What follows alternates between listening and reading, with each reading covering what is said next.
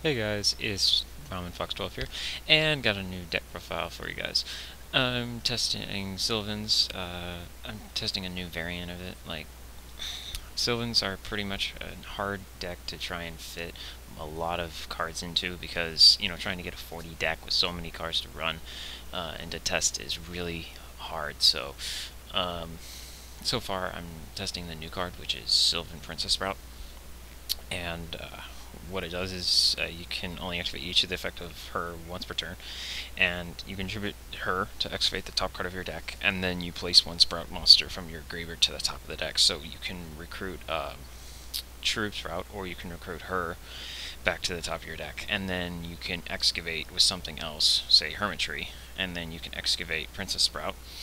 And her effect is, with the second one, when she's excavated, you can declare a level from 1 to 8, special summon her, and she becomes the declared level, so you draw off of Hermitry and everything. So, it's fairly, a large number monster count, but that's pretty much what you have to work with because you need to activate as many plants as possible, and that's how the whole deck works, without running too many things like Curry Bandit or anything that would get in the way. That's why there's such a low trap count. So let's just start off with the monsters. For non-monsters, for non-Sylvans, I mean, we have one blaster, one copy plant. Copy plant is like my pseudo Princess Sprout. It allows me to go into exceed plays and synchro plays with it, and being a tuner, it's really good. So one, I may bump it up to two, but one so far has been working out so far for me. And the dandy, it's simple for every plant deck. So if after it's being sent to the grave, like during the opponent's turn, I would possibly just tribute the 2 tokens to bring out a Hermitry. So, one Debris Dragon. This goes into my level 7 Synchros, which is basically Black Rose and all that. 2 Lone Fire. Possibly Lone Fire is going to be hit down to 1 because of the Synchro Quasar. That Quasar's now been shot up in price because of all thanks to Lone Fire. Spore, it's a fantastic card in the deck. I mean, you have so many levels, like all different Sylvans range from 1 to 8, so Spore can become a big, hefty level changer. The 2 Sylvan Princessprout, I'm testing her right now at 2. So far, it's okay. I may need to drop it down to 1 more because I can just recycle herself. So, but all in all, she's a really good card. The 1 Cherub Sprout. Cherub Sprout helps get out my level 1s, which are basically like Copy Plant, her Princess Sprout. I can bring out my Peacekeepers, but you pretty much don't want to do that, and Spore. So, and just the 1 of, may want to bump it up to 2. It's just player preference, but I play 1 just in case. 2 Hermitry. In my old build, I used to play 3. This was before the announcement of Sage Koya and Sylvan Charity. The reason why I don't play 3 anymore is because it's a really big dead draw, and you would rather want to just utilize a whole bunch of different Sylvans more than just Hermitry. So, all in all, he's a really good card. Like, he's one of the best cards in the deck because he's mainly good for his draw power. My 3 Coma Shruma is the popper of the spells and traps. He's a hefty 2000 wall. He can excavate 5 when he's flipped, because that's the number that you pretty much want to choose. He's really good. 3 Martial Leaf. Some builds run 2, some builds run 3. My player preference is that I run 3 because I really want to be able to utilize him to his full advantage, to be able to pop as many monsters as I can. Drawing him is not that bad because if you normal summon him, you can excavate at least 2 cards, which is not that bad. Another great card of the deck is Sylvan Peacekeeper.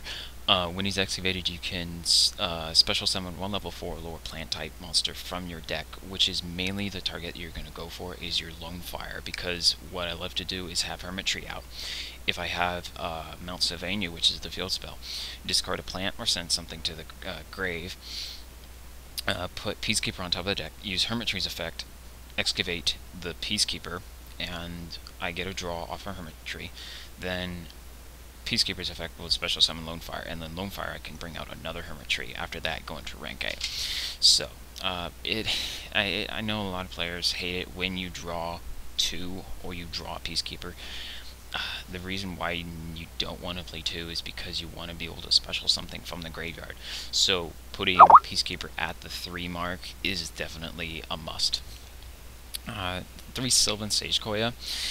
When a Sylvan monster is sent to the graveyard by a card effect, or just sent to the graveyard, except if they're damage step, you can special summon him from your hand, and then once per turn you can excavate the top card of your deck. If he's excavated, you can add a Sylvan spell or trap from your graveyard to your hand. This is a really good, nice card, mainly because you can special summon something when a Sylvan is sent to the grave, mainly like if he's in your hand. And I use Hermitry as effect to excavate a plant. I get the plant effect, but I can chain Sylvan. The only downside is that you cannot chain Sylvan Sage to Mount Sylvania, which is this. Get to that. But because of this, is Sylvan's Mount Sylvania is when you discard a plant, the last thing to happen is you're still searching for a Sylvan to place on the top of or bottom of your deck. So you cannot chain Sage Koya because you're already still performing the full requirements for Mount Sylvania.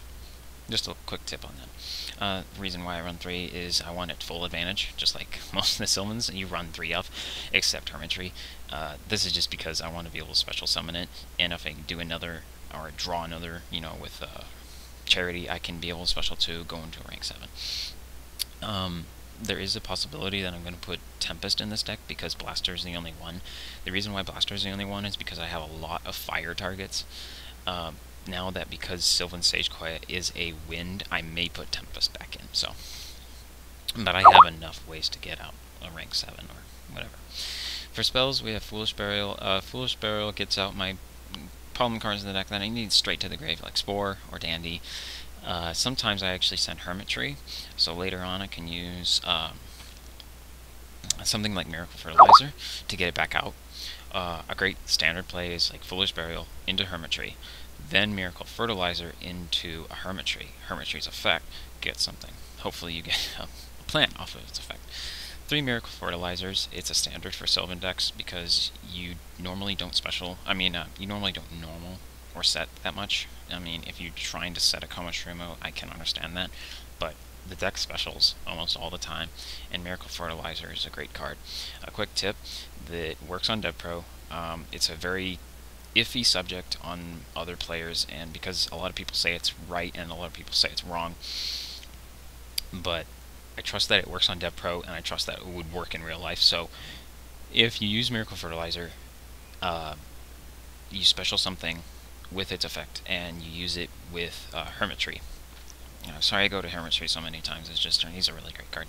So let's say I already have a Hermitry on the field and activate Miracle Fertilizer. There's already another Hermitry in the grave. I special it with Miracle Fertilizer, used its effect, then overlay both the Hermitry and the Hermitry that I used with Miracle Fertilizer.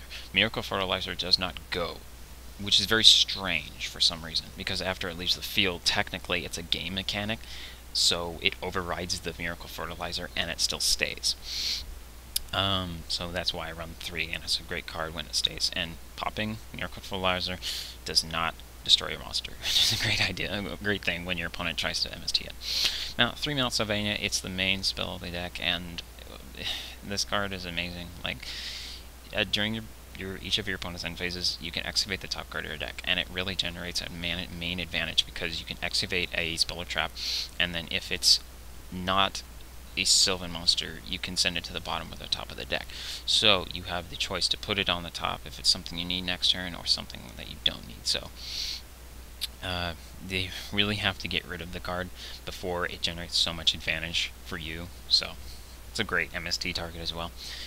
2 Sylvan Charity. The reason why I don't run 3 is because this card is highly searchable with a lot of things.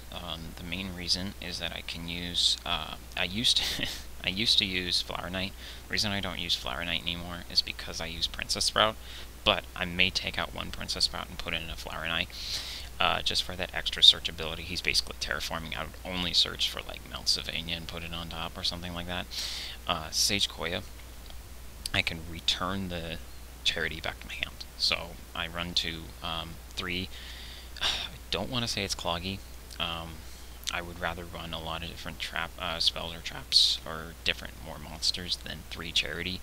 I mean, you technically don't need 3 in most cases. 2 works perfect for me. Don't have any much of a complaint. And the one soul charge, like, because you generate so much advantage in the grave, and there's so many monsters in the grave for this to work, one soul charge is definitely the perfect amount for the stack, because you can special back your lone fire, you can special summon back your copy plant, your hermit tree, go for another excavate. I mean, it generates so much advantage, and the life points don't really matter because you're generating such a field. So I don't really want to run more than two, or I mean more than one, because it's perfect at that amount right now.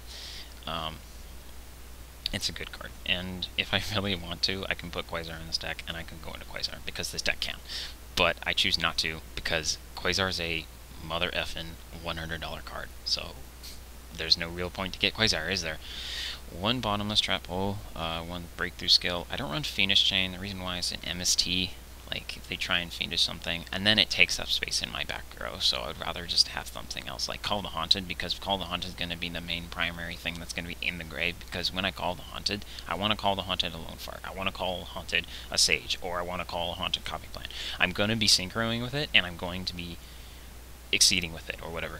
So Call the Haunted would be staying on the field. I don't want Fiendish Chains to be taking up so much on my back row, because you also, on top of this, you have Miracle Fertilizer, so you want to be able to have something that can stay on the field, you know, and then, you know, getting breakthrough skill in the grave's amazing, so I would run just one. One Mirror Force, I mean, there's no reason to run two. I mean, it makes your opponent think that he has a second Mirror Force or whatever. Then one Solo Morning. There's almost not a reason to run traps in this deck, because you have it running such a high monster count. What I'm probably going to do is take out 3 of the traps and run more of a monster count, or more of a spell count, and then just run Roll Decree, triple Roll Decree, to give that amount of offensive and not have to worry about traps stopping me. So, because the main problem with Sylvans is they have a big tendency to lose to back row, and I hate it. So being able to protect your your plays and everything is the most important part of the game. So it's the most important part of the deck. So for side, this is just a mishmash of cards. I mean, why is Penguin Soldier in here? I really don't know. Penguin Soldier is a great card, in my opinion, so why not run it? 2 Effect Failure, 1 Penguin Soldier, 2 Swift Scarecrows. It's player preference. I mean, you don't really need to be OTK'd. I mean, sometimes they can die, like your plays, or you could just go die. So, Thunder King, and then the 1 Sylvan Flower Knight. So I may take out the Princessprout and put back Flower Knight in. 2 Lightning Prisoning Mirrors, 2 Mistake. The funny thing is that what's great about Sylvans is that they don't add to hand. They generate top deck advantage, so you can run Mistakes or Thunder King, and you wouldn't have to worry about having to add anything to your hand. So from the deck. So, and then the triple Roll Decree, which may be put in main. So Iron Chain is not there, so it's doing something with extra deck. 1 Formula, 1 Armory Arm. These generate from levels all the way up to 10, because you can go into a lot of synchros. Mine's more of a synchro. It's a half synchro, half exceed. So Armory Arm, 1 Catester. I don't have Arm 80s, so I'm running Catester anyway. Ancient Fairy Dragon. I can pop my own field spell and get another one. It's a free 1,000 life points, you know. 1 Black Rose and 1 Scrap. 1 Stardust Spark. I run Stardust Spark instead of Stardust Dragon because I like his effect more than having to tribute. If there was a certain reason that, because you can Solemn the summon of Stardust, but no, you can't Solemn Spark. And I'm talking about if you tributed him. So, 1 Leo. Leo is amazing. I go into him almost every single time I want to, because you can't target him with card effects except my main phase 2. He's a beast to deal with, like literally a beast of a card. For Exceeds is Dolahan. I run a lot of level 1s in this deck, so Dolahan is a good perfect choice. It's better than Slacker in my opinion. 1 Levier, sometimes your things will get banished. To go into Levier, you have Dandy, you have Lone Fire, you have Spore, you have Copy Plant, you have Marsh Leaf. I mean, you have plenty of targets to go into this. The 3 rank 7s, Big Eye, and Master of Blades, and Araya, which is the Sky God. Basically, to go into these, you have Sage Koya, you also have Copy Plant, and you also have Princessprout, or you can just run the E-Dragons. I mean, you have plenty of targets to go into the rank 7s. Araya, people don't know what its effect is. You can send a plant type from your hand or face up on the side of the field to the grave. You get to look at the number of cards based on the level from your deck and rearrange them in any order you want. For example, if I pitched a Hermitry, which is the most viable option that you would want to do, you get to look at the top 8 cards of your deck, then rearrange them in any form you want, and then put them on top of the deck. Her other effect is then you can detach a material, excavate the top 1 to 3 cards from the top of your deck. For each plant type, they're sent to the grave, and the rest would be sent to the bottom of the deck. If basically, for all the number of plant type monsters that were excavated by this effect, you can return that many cards from the field to their owner's hands. So if I milled a Peacekeeper, if I milled a Marsh Leaf, if I milled a Hermitry, all 3 would get their effects because they're excavated. Then you get to rebounce, compulse everything they have. Almost everything. So she's amazing, and she definitely deserves to be a secret rare. For the final rank 8s, I have Alcei, which is the Earth God. Many people don't run him. I personally like him because he's a game winner, and a lot of people don't really understand what his effect does. Is once per turn you can declare a card name, excavate the top card of your deck, and if it's a declared card, you add it to your hand. If not, it's sent to the graveyard. So I can declare any card name in the game, and the ones that I usually excavate is basically I declare Exodia Necros or something. I don't care which one it is, but I always want to excavate something, because when a card is sent, it doesn't have to be a Sylvan. If a card is sent to the graveyard by a card effect, and it means anywhere. Alcei doesn't have to be from himself. Like, if I excavate with Hermitry and Alcei is also in the field, which is highly unlikely, but I can detach a material, target a card on the field, return it to either the top or the bottom of the deck. So that 3200 ass is amazing on this guy, but usually I want to put him in attack mode. I don't only care if he dies. I want to bounce something and then attack for game. So because these guys can OTK, like, it's basically 2 Hermitries, 1 Sage is enough for game. So and then 1 Fellground. That rounds off the monster count. That rounds off the extra deck. Sylvans, once I pick up Charities, which are Ultras in Primal, this is definitely going to be a top tier deck of the format. I can definitely see it, because they were so fragile at the very beginning, but with all these new monsters now being added, they now have a lot more tendency to be able to stand the ground than they used to. And because Princessprout is a world exclusive, she's a very good viable deck. A lot of people say she's like, she's not that bad. Dude, she's freaking amazing. Being able to special summon her, and change your level to anything. You can go Seed Place, you can go Synchro Place. You can even target herself and put her on top of the deck, and then excavate her to be able to do something. So, if she didn't have the effect where if you can only use them once per turn, I found a loophole in her effect where you could basically tribute herself, excavate the top card of your deck, then target her and place them on the top of the deck, then use a different Sylvan card, excavate it, excavate her, declare level, doesn't matter, special summon her, then tribute herself again, excavate another, repeat, rinse and repeat. It'd be effing broken. So, thanks again. Thanks for watching. Please subscribe for more future. I'm going to be dueling with my decks now, because I now have a software called Fraps. Thankfully, my friend gave it to me. Yeah, so please feel free to subscribe for more information in the future and more duels coming up. This is Ramen Fox 12. Please like and comment and share all that good stuff. This is Ramen Fox 12.